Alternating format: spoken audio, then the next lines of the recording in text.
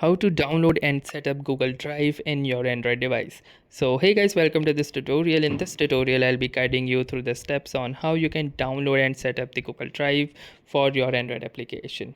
So in order to download Google Drive, you need to go to the Google Play Store and simply search for Google Drive and then hit the search button. Now from here you will see this Google Drive option. So simply click onto this download button in order to download Google Drive. Now once your Google Drive successfully download and installed, you will need to open it.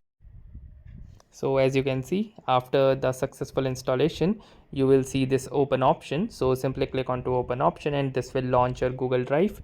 And here you can also see that you have been automatically logged in, as you are already logged in with your Google device in your phone. If you want to add another account, you can simply click onto this add another account and simply type in the email and password to add that particular account. So that was all for this tutorial. Thanks for watching and have a nice day.